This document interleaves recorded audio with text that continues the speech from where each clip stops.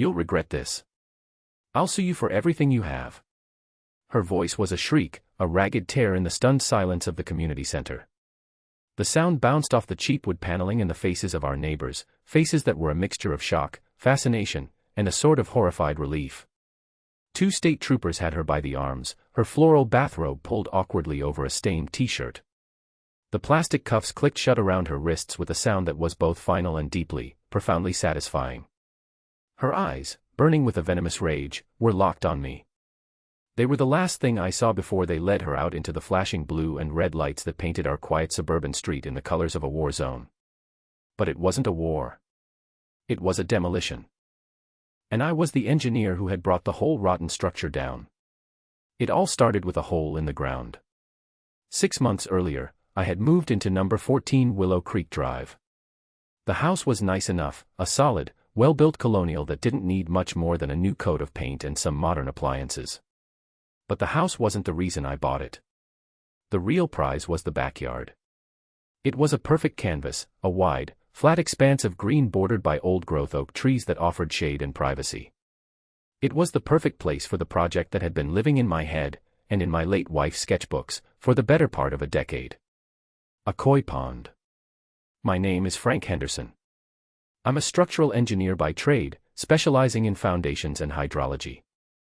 For 30 years, I'd spent my life making sure buildings didn't sink, bridges didn't crumble, and dams didn't break. It was a profession of precision, of understanding stress points and load-bearing capacities. After my wife, Eleanor, passed away from cancer, the foundations of my own life felt pretty shaky. We'd always planned to build this pond together in our retirement. It was her dream, really. She would sketch elaborate designs of waterfalls and lily pads, naming the fish before we even had a place to put them. "Genji," she'd say, pointing to a sketch of a brilliant orange koi. "And the white one with the red spot will be Kimmy." After she was gone, the silence in our old house was unbearable. Moving to Willow Creek Estates was supposed to be a fresh start, a quiet place to heal and, finally, to build her pond. It would be my tribute, a living monument to the vibrant life she'd lived. I saw it as the most important structural project of my career. The first few weeks were peaceful. I unpacked, painted the living room a soft gray Eleanor would have liked, and spent my evenings on the back porch, finalizing the pond designs. I submitted the plans to the Homeowners Association, as required. The bylaws were clear: water features under 200 square feet and 24 inches in depth are permitted with Architectural Review Board approval. My design was 150 square feet and 22 inches deep. It was a simple, elegant kidney bean shape with a small, recirculating waterfall. The approval came back a week later with a rubber stamp and an illegible signature. I had my green light. I started digging. It was hard work, but I welcomed it. The rhythm of the shovel biting into the earth, the ache in my shoulders, the sweat on my brow, it was real, tangible. It grounded me. I was creating something, not just grieving something lost. For the first time in a long time, I felt a flicker of purpose. That flicker was extinguished by the high-pitched whine of an approaching golf cart. It rolled to a stop at the edge of my lawn, its tires barely whispering on the perfectly manicured grass. The woman at the wheel was a caricature of suburban authority. She wore a pink visor, a pastel tracksuit, and a look of profound disapproval. This was my first encounter with Carol Miller, president of the Willow Creek Estates Homeowners Association. "Excuse me," she called out, her voice carrying an authority she clearly felt was her birthright. "What, exactly, do you think you're doing?" I leaned on my shovel, wiping a bead of sweat from my forehead. "Good morning. I'm Frank Henderson, your new neighbor," I offered a tired but friendly smile. "I'm building a pond." She sniffed, her nose wrinkling as if I'd announced I was building an open sewer. "A pond? Absolutely not. That is a clear violation of Section 12, subsection B of the Community Bylaws. All major landscaping alterations require specific board approval. I was a man who lived by blueprints and regulations. I had done my homework." "I believe you're mistaken," I said calmly. "I submitted my plans 2 weeks ago and received approval. It falls under the permitted water feature clause." "I am the board," she declared, puffing out her chest slightly. "And I did not approve this. That stamp means nothing. It was probably handled by the secretary, who is new and clearly incompetent. You will cease all work immediately. Her tone was not one of negotiation. It was a decree. The kind of tone a queen might use when addressing a particularly stupid peasant. I, however, was not a peasant, and I had a legally binding approval letter in my kitchen drawer.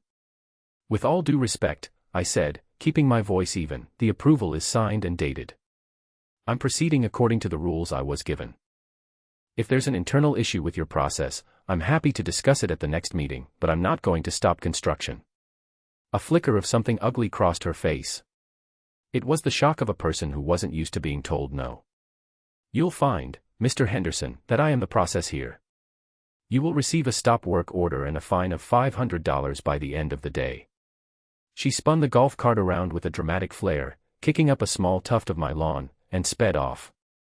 I stood there, shovel in hand, watching her go. The peace I had sought in this quiet little community already felt like it was cracking, like cheap concrete poured in the wrong conditions. The hole in my yard suddenly felt a lot deeper. True to her word, a crisp white envelope was taped to my front door that afternoon. Inside was a formal notice, citing a non-existent bylaw and levying a $500 fine. It was absurd. It was also a declaration of war. I just didn't realize the terms of engagement yet. I photocopied my approval letter, attached a polite but firm note explaining that the fine was invalid, and mailed it to the HOA's official address. I thought, naively, that logic and documentation would prevail. I learned quickly that in Carol's kingdom, logic was treason. The next phase of her campaign was a war of attrition. A week after the pond incident, I received another fine.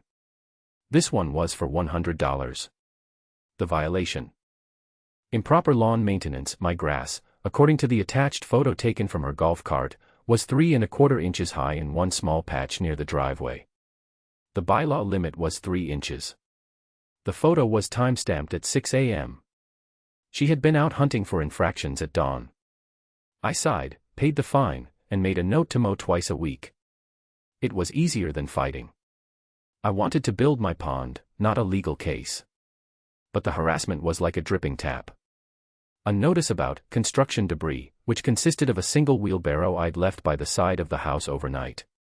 A warning about my car, a perfectly respectable sedan, being parked in my own driveway for more than 48 consecutive hours. Vehicles must be moved to demonstrate they are in working order, the notice read, citing another creatively interpreted rule. I had been home with a cold for 2 days. She started posting passive-aggressive screeds on the community bulletin board near the mailboxes. A friendly reminder that Willow Creek Estates is a residential community, not a construction zone. Let's all be considerate of the noise and mess we create for our neighbors. And, some residents have forgotten that property values depend on a uniform and aesthetically pleasing environment. Unapproved, personal projects can harm us all. It was isolating. I didn't know any of my neighbors yet, and her public shaming campaign was clearly designed to paint me as a problem before I had a chance to make a single friend. I kept my head down. I continued to dig. The liner went in, then the stones, then the pump and filtration system. Slowly, painstakingly, Eleanor's vision was taking shape. Each stone I placed felt like a small act of defiance. The turning point, the moment this petty feud curdled into something much darker, came on a beautiful Saturday in late spring. The pond was finished. The water was clear, the waterfall gurgled with a soothing sound, and the water lilies I'd planted were just beginning to open. It was time. I drove to a specialty breeder 2 hours away, a place Eleanor and I had bookmarked on our computer years ago. I came home with 6 beautiful, young koi. There was Genji, a brilliant orange. There was Kimmy, a ghostly white with a single, perfect red circle on her head. The others were just as beautiful. I released them into the water, my heart swelling with a bittersweet joy. They looked like living jewels, gliding gracefully through the clear water. I sat on the edge of the pond for hours, watching them, feeling Eleanor's presence beside me. For the first time since she died, the crushing weight on my chest lifted, just a little. This was peace. This was what I had been searching for. The peace lasted for 72 hours. I came home from a site visit on Tuesday evening. As I got out of my car, I smelled it. A sharp, acrid odor, like an overchlorinated public pool. My stomach twisted into a cold, hard knot. I dropped my briefcase on the driveway and ran around to the back of the house. The sight stopped me dead. The gurgling waterfall was now a cascade of sickly, frothy foam. The water, once crystal clear, was milky and opaque. And floating on the surface, pale bellies up, were my 6 koi. Genji. Kimmy. All of them. Dead. The smell was unmistakable. It was bleach. Someone had deliberately poured bleach into my pond. I stood there, frozen, the world narrowing to that horrific scene. It wasn't just vandalism. It wasn't just dead fish. It was a desecration. It was an attack on Eleanor's memory, on the one beautiful thing I had tried to build from the wreckage of my life. The patient, non-confrontational man who just wanted to be left alone died in that moment. In his place stood a structural engineer. And I knew, with a cold, terrifying certainty, that I was about to analyze a problem and systematically bring it down. Carol Miller had made a critical miscalculation. She thought she was dealing with a sad old man she could bully. She had no idea she had just declared war on an expert in foundations, stress points, and catastrophic failure. And I would be the architect of hers. That night, I didn't sleep. I sat in my dark kitchen, the stench of bleach still clinging to the air, and I made a plan. My grief had cooled into a hard, dense resolve. The engineer in me took over, pushing the pain aside for a more practical, methodical mindset. Rule number 1 of any project: gather data. You don't start building without a survey. You don't start a demolition without knowing exactly where the load-bearing walls are. My first call was not to the police. I knew a local cop would chalk it up to teenage vandalism and file a report that would go nowhere. My first call was to my younger brother, Mark. Mark was the kind of person who found his calling early and never strayed. He loved the outdoors, animals, and the complex web of rules that governed them. It made perfect sense that he was now the director of the State Wildlife Commission. Frank. It's almost midnight. Everything okay? His voice was thick with sleep. She killed my fish, Mark, I said, my own voice flat and devoid of emotion. I explained everything. The HOA president, the harassment, the pond, the bleach. The sleepiness in his voice vanished, replaced by a cold fury I knew well. Bleach. Frank, do you know what that is? That's not just vandalism. That's a Class 1 environmental crime in this state. Introducing a hazardous chemical into a waterway, even a man-made one on private property, is a felony. And depending on the breed of koi, killing them could be a violation of the Protected Species Act. Some of those ornamental breeds are incredibly rare. He was right. Kimmy, the Tancho Sonk, was from a certified lineage that was indeed protected. What do I do? I asked. First, document everything, he instructed, his voice now crisp and professional. Take pictures. Get a water sample. Don't touch anything. I'll make some calls in the morning. We can't move on it without proof of who did it, but if you get it, Frank. If you get proof, they won't just be dealing with some homeowner. They'll be dealing with my office. And we don't lose. Proof. That was the next phase. The next morning, I was at an electronics store. I bought the best security system I could find, 4 high-definition, 4K cameras with night vision, motion detection, and a cloud-based storage system that couldn't be tampered with. I spent the entire day installing them. I wasn't a security expert, but I was a meticulous planner. One camera was hidden in the eaves of the roof, giving a wide-angle view of the entire backyard. Another was disguised as a birdhouse in one of the oak trees, focused directly on the pond. A third was a small pinhole camera embedded in a decorative garden gnome, aimed at the side gate she would most likely use. The fourth watched the front of my house. The system was invisible to the casual observer. My property was now a fortress of surveillance. Next, I turned my attention to the HOA itself. I requested copies of the last 5 years of financial statements, meeting minutes, and all vendor contracts, which was my right as a homeowner. The HOA secretary, a nervous-looking woman who seemed terrified of her own shadow, reluctantly complied. I spent the next week buried in paperwork. It was as tedious as reviewing concrete composition reports, but my trained eye was looking for anomalies, 4 cracks in the foundation. I found one. A big one. There was a landscaping company called Evergreen Solutions that had been on the HOA's payroll for years. The payments were huge, far more than what our small community's needs would justify. And the invoices were laughably vague. Line items like $15,000, community beautification, or $20,000, seasonal planting project. There were no specifics, no itemized lists of plants or labor hours. It was a massive financial black hole. My engineering mind smelled a design flaw.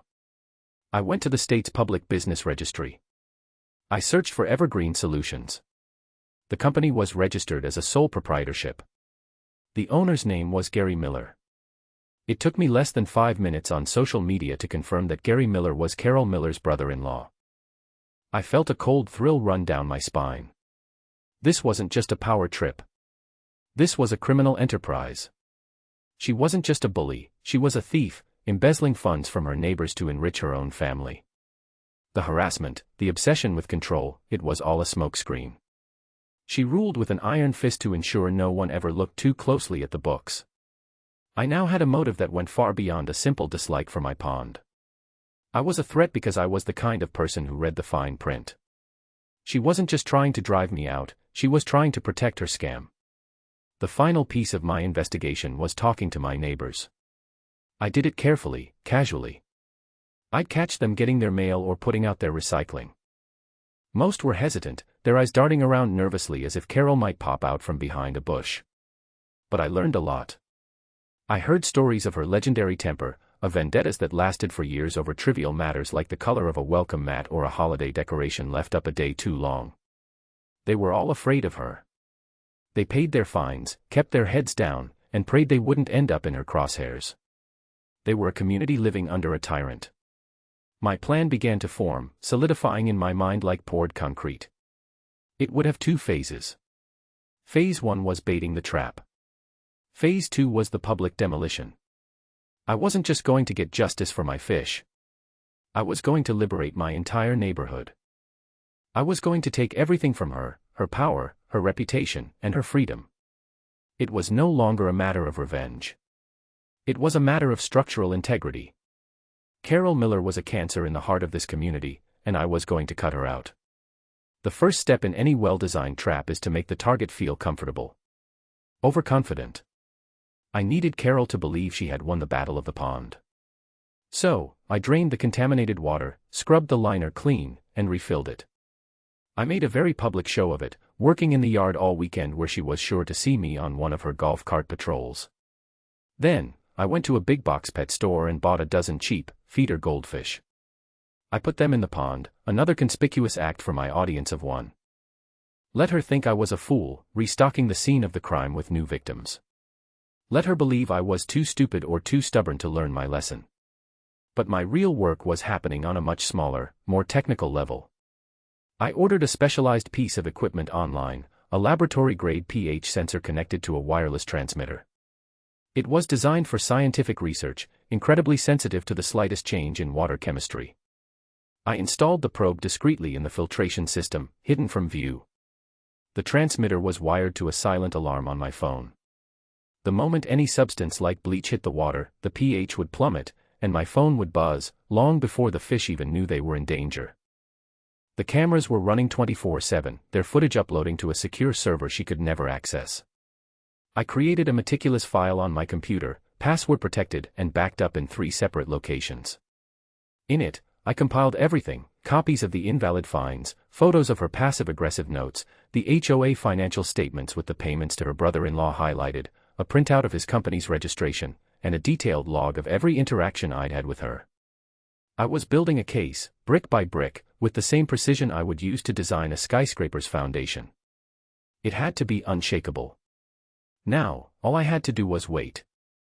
It was the hardest part. Every day, I'd see her patrolling in her golf cart, a smug little smile on her face. She thought she had me cowed. She thought my new, cheap fish were a sign of my defeat. She had no idea they were the cheese in the mousetrap. For 2 weeks, nothing happened. I started to wonder if perhaps she was satisfied, if the destruction of my beautiful koi had been enough to quench her thirst for control. I almost allowed myself to relax. Then, on a Tuesday night, Just after 2 a.m., my phone vibrated silently on my nightstand. I was awake instantly, my heart pounding in my chest. I grabbed the phone.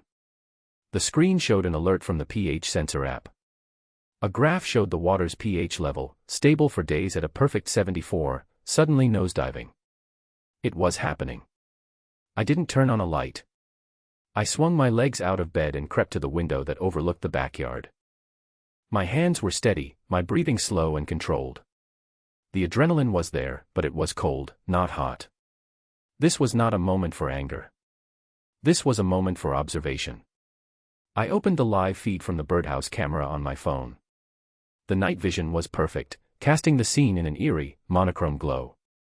The yard was empty. The pond was still.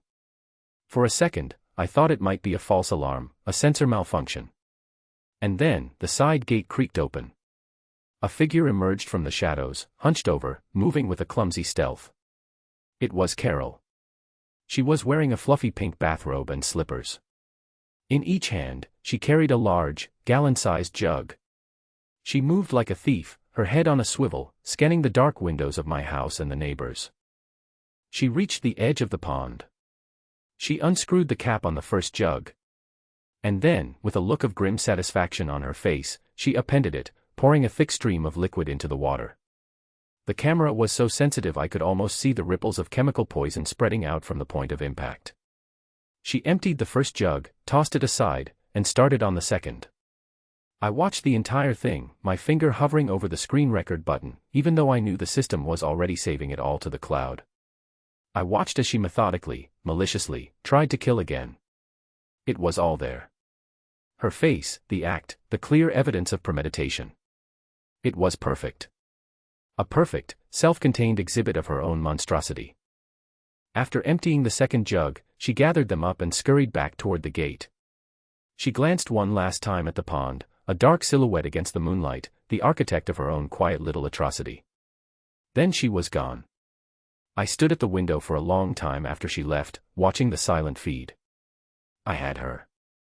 The video was irrefutable, a 4K testament to her crime. My plan had worked flawlessly. The trap had been sprung. But I felt no elation, no triumphant surge of joy. All I felt was a profound, chilling cold. I now had the power to destroy a person's life. And I knew, without a single shred of doubt, that I was going to use it. The next morning, I went out to the pond. The goldfish were fine, swimming around lazily. The pH sensor had alerted me so quickly that the bleach hadn't had time to reach a lethal concentration before I could begin flushing the system with fresh water from a garden hose I'd left ready for this exact purpose. Carol's second attack had failed. I saved the video file, labeling it Exhibit A, and added it to my digital case file. I now had two distinct pillars of attack, the environmental crimes and the financial crimes. It was time to start applying pressure. The next scheduled HOA meeting was in 5 days. I could have gone to the police right then.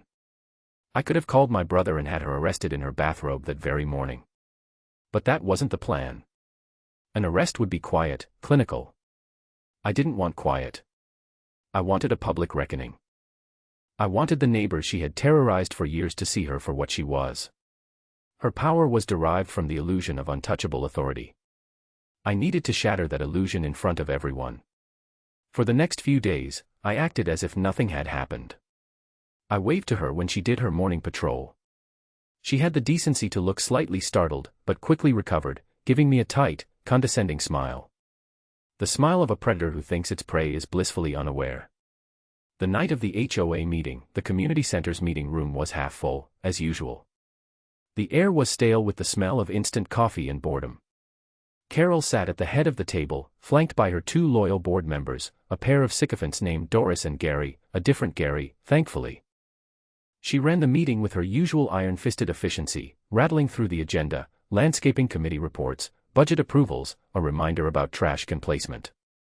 Finally, she reached the end. "Is there any new business?" she asked, her tone making it clear she hoped there wasn't. My heart began to beat a little faster. This was it. I stood up. All eyes in the room turned to me. "Yes, I have something," I said, my voice calm and steady. Carol's eyes narrowed. Mr. Henderson. What is it now? More complaints about your unapproved pond. Actually, it's about the pond, yes, I said, letting the murmur in the room settle. Over the past few weeks, my property has been the target of repeated, deliberate acts of vandalism. Specifically, someone has twice attempted to poison my pond by dumping gallons of bleach into it, resulting in the death of livestock and the introduction of hazardous chemicals into the local ecosystem. I used the words Mark had given me. Livestock, hazardous chemicals, ecosystem, they were legal terms, heavy and official. A wave of whispers washed through the room. Carol let out a short, derisive laugh. Livestock. You mean those smelly fish? This isn't a farm, Mr. Henderson. And this is a serious accusation. You have absolutely no proof of any vandalism, it was probably just some kids. She was so confident, so dismissive. She was leaning back in her chair, a smirk playing on her lips. She thought I was bluffing. It wasn't kids, I said, my gaze locked on hers. And I do have proof. I have a water analysis report from the first incident, and I have video evidence of the second. Her smirk faltered. Just for a second. A tiny crack in the facade.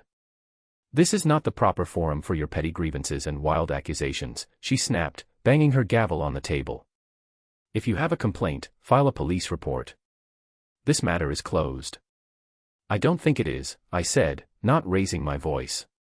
Because I believe the person responsible for these felonies is in this room. In fact, I believe it's the person entrusted to uphold the rules of this community, not break state and federal laws. The room erupted. People were turning to each other, their faces a mixture of confusion and dawning horror. Carol's face had gone from smug to a blotchy, furious red. That is an outrageous, slanderous accusation, she shrieked, pointing a trembling finger at me. You are out of order. I am ending this meeting right now.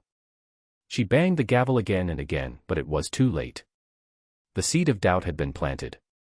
I hadn't shown the video. I hadn't mentioned her by name.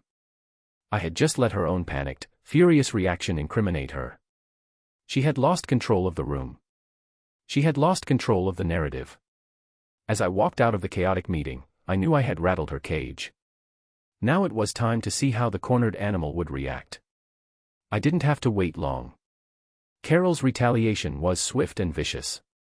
She had misinterpreted my move at the meeting as the totality of my attack.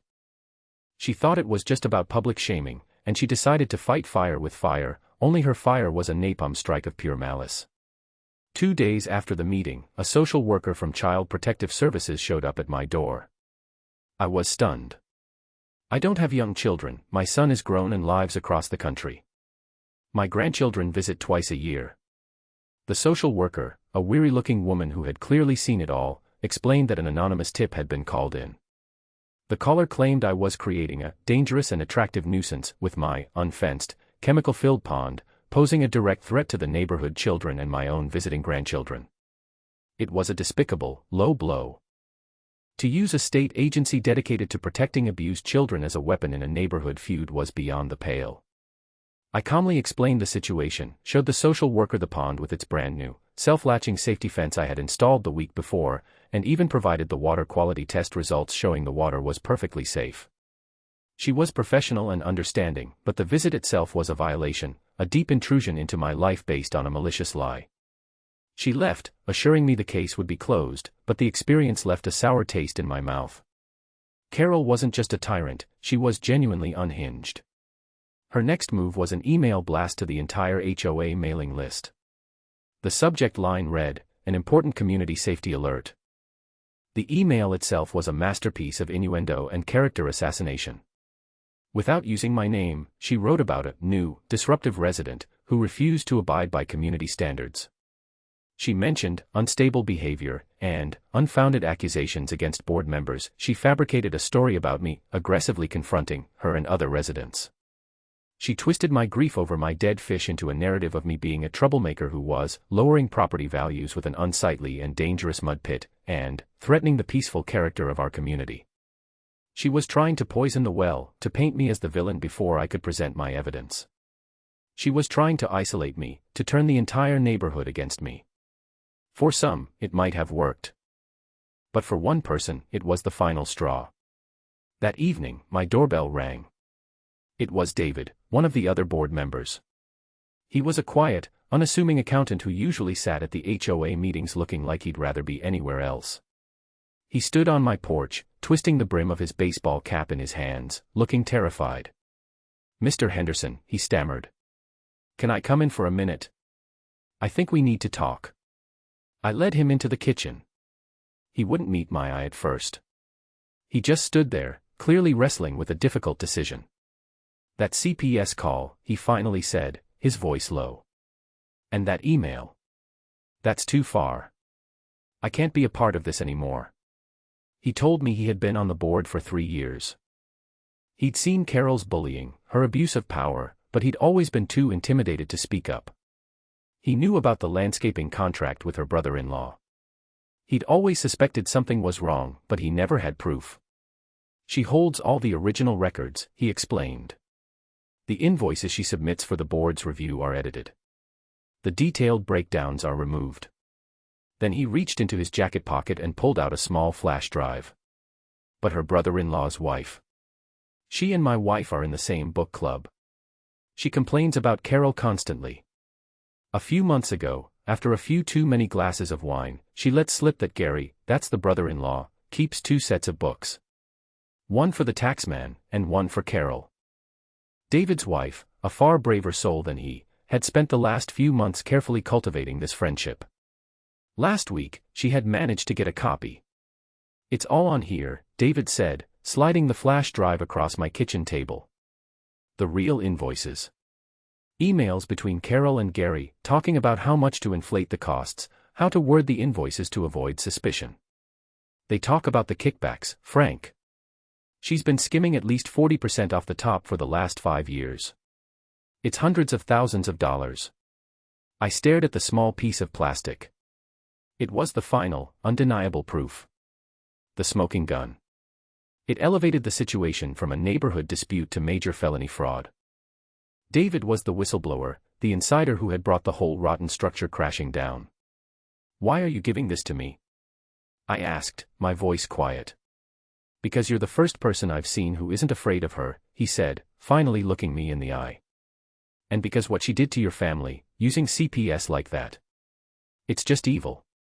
She has to be stopped." After David left, I plugged the flash drive into my computer. It was all there, just as he'd said. A neat, tidy roadmap of her greed and corruption. The emails were particularly damning, full of casual, arrogant criminality. "Let's bill for 200 azaleas but only plant 50, one of her emails read. "Nobody counts the bushes. Add another 5K for soil remediation on the community garden project." I now had an arsenal. The 4K video of her poisoning my pond. The sworn testimony and documentation from David proving massive, long-term embezzlement. My own detailed log of her harassment campaign. It was time to stop playing defense. It was time to involve the higher authorities. My first call was to my brother, Mark. I sent him the video file. The response I got was a single, furious text message. "I'm on it," he told me. An agent from the Wildlife Commission's Enforcement Division would be in touch. My second call was to the State Police's Financial Crimes Unit. I explained the situation calmly and professionally, mentioning the amount of money involved and the fact that I had sworn testimony and documentary evidence. They were, to put it mildly, very interested. I spent the next 48 hours compiling my evidence into neat, separate packages for each agency. I made certified copies of everything. I wrote a clear, concise summary of events. I was no longer just an aggrieved homeowner. I was the primary witness in 2 separate felony investigations. The wheels of justice were beginning to turn, slowly but unstoppably. And they were grinding straight for Carol Miller. The final act needed a stage. A quiet arrest at her home wasn't enough. The community she had lorded over needed to witness her downfall. They needed catharsis. They needed to see that the Empress had no clothes, and that her castle was a house of cards. Working with David, we found our solution in the HOA bylaws she so loved to weaponize. Article 3, Section 4, An emergency meeting of the homeowners may be called upon submission of a petition signed by no less than 25% of the residents. It was a clause she probably never imagined would be used against her. It took David and me 3 days of quiet, door-to-door conversations. We didn't show them the evidence, not yet. We simply said there were credible allegations of financial misconduct and abuse of power against the president, and a vote of no confidence was necessary. The fear was still palpable, but the poison of her last email and the whispers about the CPS call had tipped the scales. People were angry. We got the signatures we needed in less than 72 hours.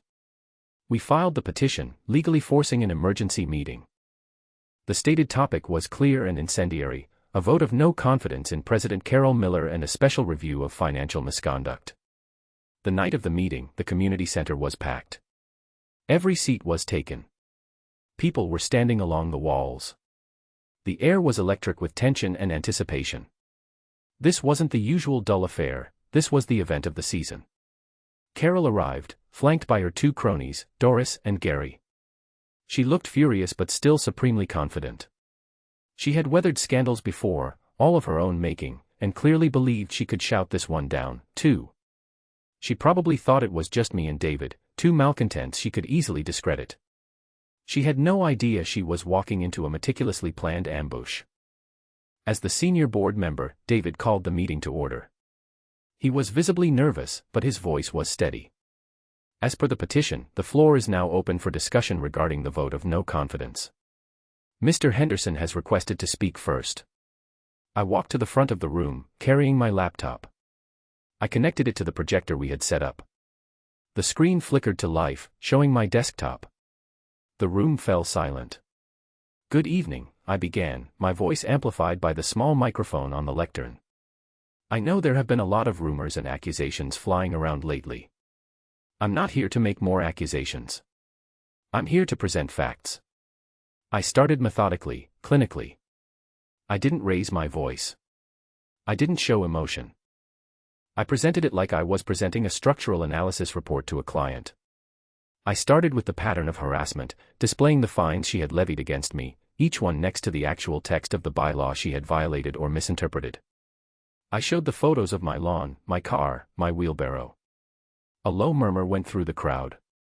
Many of them had received similar notices for equally trivial infractions. "This is a pattern of targeted harassment," I stated simply. "But it's not the reason we're here tonight." Carol tried to interrupt. "This is absurd. This is a personal vendetta." David, to his credit, gavelled her down. "You will have a chance to respond, Carol. Let him finish." The harassment escalated, I continued, my face a stoic mask. It escalated to the destruction of my property and the commission of a felony. Some of you have heard that I accused someone of poisoning my pond. I want to be clear. I'm not accusing. I'm presenting evidence. My fingers moved on the trackpad. I clicked open the file labeled Exhibit A. "What you are about to see," I said, my eyes scanning the faces in the crowd before landing on Carol's, "is security footage from my property, taken at 2:14 a.m. last Tuesday." I hit play. The video filled the screen. The grainy, black and white footage was crystal clear. The side gate creaking open. The figure in the pink bathrobe. The 2 jugs of bleach. The deliberate, methodical way she poured poison into the water. A collective gasp sucked the air out of the room. It was dead silent, save for the faint gurgling of the pond on the video. No one could deny what they were seeing. It was her. It was undeniable. I stopped the video and turned to face her. Her face was a mask of chalky white shock. Her mouth was open, but no sound came out. The supreme confidence had evaporated, replaced by the raw, primal terror of being caught. That's fake," she finally stammered, her voice a high-pitched squeak. "It's doctored. He's a computer genius. He faked it. He's been harassing me, stalking me." Her denials were frantic, unraveling. But I wasn't finished. I was just the opening act. "The video is real," I said calmly. "And the State Wildlife Commission has a copy. But even that isn't the worst of it. The real question is why. Why go to such lengths over a small fish pond?" Because I started asking questions. Because I started looking at the finances. I clicked to the next slide. It was a spreadsheet. On one side, the official HOA payments to Evergreen Solutions. On the other, the real invoices from David's flash drive. The discrepancy was tens of thousands of dollars per year. For 5 years, I announced, my voice ringing with cold authority, our HOA president has been colluding with her brother-in-law to systematically embezzle our dues. She submitted fraudulent invoices, skimmed nearly half the money, and used it to fund her lifestyle. I put up the emails. Her words, on the screen for all to see, discussing the fraud in bland, business-like terms. The proof was absolute. The silence in the room was now heavy, accusatory. Every eye was on Carol. That's when she completely broke. Lies, she screamed, lunging to her feet. Her face was contorted in a mask of pure rage. You are all fools. I built this community. I keep it safe. I deserve every penny. You ungrateful, pathetic people. He's the criminal. He is. She was pointing at me, her whole body trembling. She was hysterical, a cornered animal lashing out with its last ounces of strength. Her ranting was a confession in itself. And as she reached the peak of her tirade, shrieking, "You'll never prove anything," the main doors at the back of the community center swung open. 2 state troopers stepped inside, their uniforms crisp, their faces impassive. Behind them stood a woman in a sharp suit, an agent from the Financial Crimes Unit. And behind her, standing tall in his official green and tan uniform, was my brother, Mark. The entire room turned to watch them walk down the center aisle. They didn't hurry. Their footsteps echoed in the sudden, shocked silence. They walked past the rows of stunned homeowners, their path leading directly to the front table, directly to the raving, sputtering woman who had just publicly imploded. One of the troopers stopped in front of her. He didn't seem to notice her shrieking. He simply waited for her to run out of air. "Carol Miller," he said, his voice calm but carrying the unmistakable weight of the law. "You are under arrest for felony vandalism, the illegal disposal of hazardous materials, and conspiracy to commit fraud and embezzlement." As the second trooper took her arm, she seemed to shrink. The fight went out of her, replaced by a dawning, horrified understanding of her new reality. They pulled her hands behind her back. The click of the handcuffs was the loudest sound I had ever heard. That's when she looked at me, her eyes wild with a hatred that was almost pure. "You'll regret this," she shrieked, her voice cracking. "I'll sue you for everything you have." It was her last, pathetic salvo. A hollow threat from a queen who had just been dethroned, exposed, and shackled in front of her entire kingdom. As they led her past me, I didn't feel triumph. I didn't feel joy. I just felt a quiet, profound sense of finality. The rotten foundation had been exposed, and the structure had been condemned. It was over. In the days that followed Carol's dramatic arrest, a sense of collective shell shock settled over Willow Creek Estates.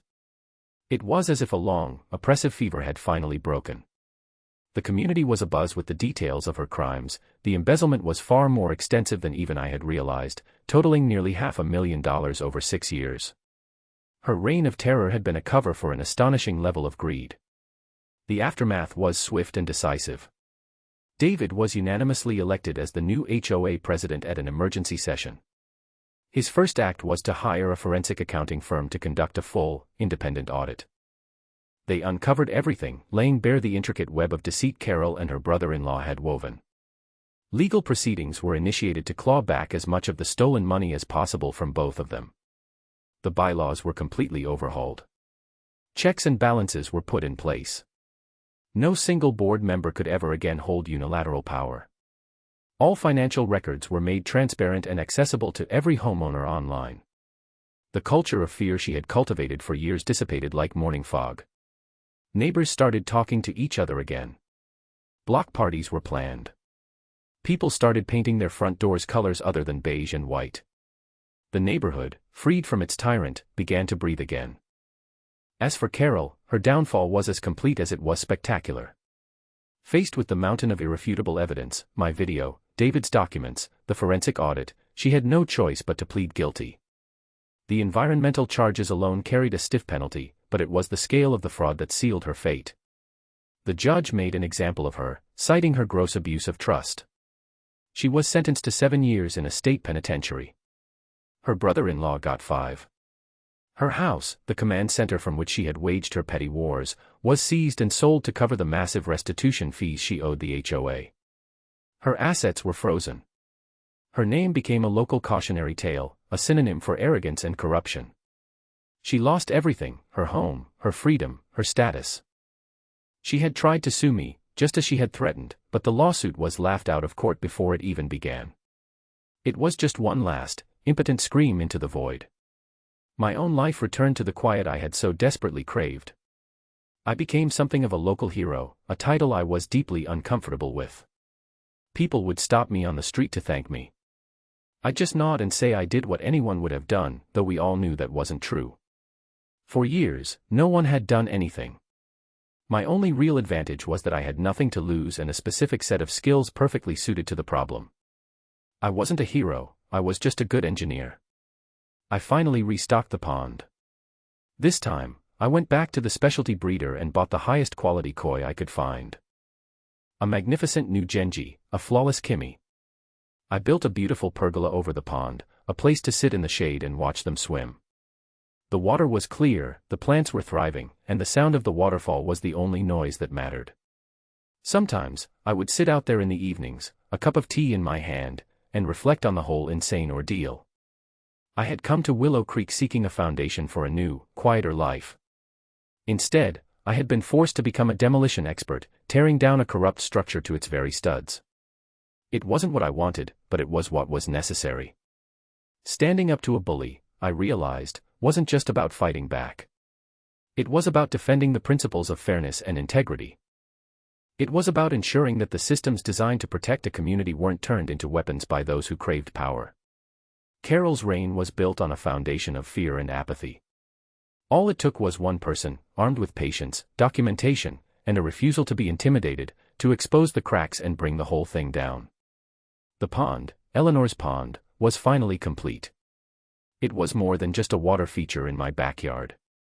It was a symbol. It was a testament to the fact that even in the face of ugliness and malice, you can still build something beautiful. You can honor the memory of what you love not by hiding from the world, but by making your small corner of it a better, more just place. It was the most challenging and, ultimately, the most satisfying structural project of my entire life. The water was peaceful, the koi swam in graceful circles, and my foundation, at long last, felt solid again.